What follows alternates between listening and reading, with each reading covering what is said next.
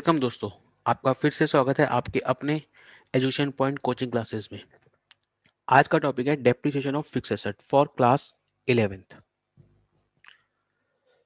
अब डेप्रिसिएशन होती क्या है? डेप्रिसिएशन क्या होती है? Fall in the value of fix asset by using it known as a depreciation.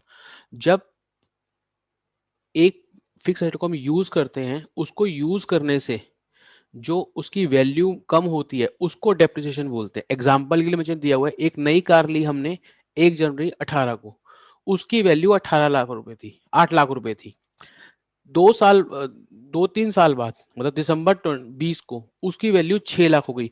8 lakh से 6 लाख का सफर, नई से पुरानी का सफर, ब्रांड न्यू से टूटी फूटी का सफर जो हुआ वो डेप्रिसिएशन था। मतलब जो 2 लाख रुपए की वैल्यू गिरी उसका रीजन डेप्रिसिएशन था। तो इसका मतलब एक एसेट को यूज करने से उसकी जो मार्केट वैल्यू कम हो जाती है उसको हम बोलते हैं डेप्रिसिएशन। डेप्रिसिएशन के दो मेथड होते हैं, एक होता है ओरिजिनल कॉस्ट मेथड, दूसरा होता है रिटर्न डाउन वैल्यू मेथड। पहले हम चलते हैं ओरिजिनल कॉस्ट मेथड में। ओरिजिनल कॉस्ट को बता रहा कि ओरिजिनल कॉस्ट जितने में हमने खरीदी थे उस पे डेप्रिसिएशन। तो ओरिजिनल कॉस्ट को हम बोलते हैं, दो नाम से और जाना जाता है, straight line method and fix instalment method. Original दूसरा पॉइंट है, जब ओरिजिनल कॉस्ट की लाइफ खत्म हो जाती है एसेट्स की, इफ फेयर की लाइफ, तो उसकी जो वैल्यू है वो जीरो हो जाती है। ठीक है, आपने 20,000 रुपए की मशीनरी ली, जब उस 5 साल के लिए अगर आप ओरिजिनल कॉस्ट से डेप्रिसिएशन लगाते हो तो 5 साल बाद उसकी वैल्यू जीरो हो जाएगी। Third, depreciation to be charge on original cost of asset. जो डेप्रिसिएशन है वो एसेट की ओरिजिनल कॉस्ट पे चार्ज होगी। मतलब जितने भी आपने खरीदी थी, ओरिजिनल कॉस्ट क्या होती है, कैसे चार्ज होती है, वो बात का टॉपिक है। अभी हम सिर्फ मेथड डिस्कस कर रहे हैं। और amount of yearly depreciation remain same year. जितना पहले साल ईयरली डेप्रिसिएशन होगा वो हर साल सेम रहेगा, उसमें कोई भी चेंज नहीं होगा। तो ये था आपका ब्रीफ ओरिजिनल कॉस्ट मेथड का। नेक्स्ट है return down value method.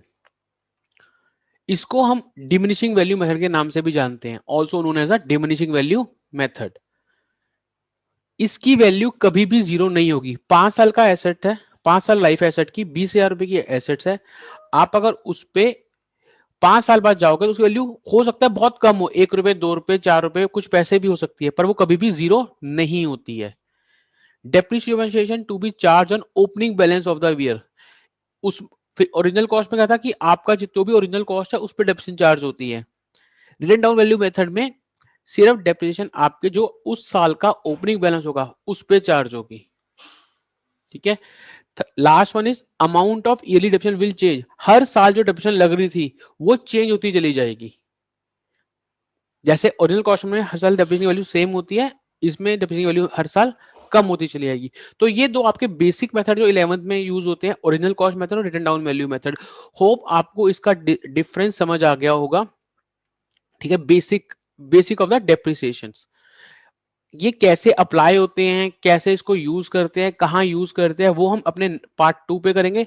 Part 1 के लिए इतना ही कि मेरी डेफिनेशन होती क्या है और उसके दो जो बेसिक मेथड्स हैं उनमें क्या डिफरेंस है।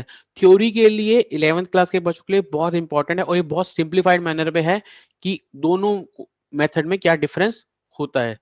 Thank you for watching this video.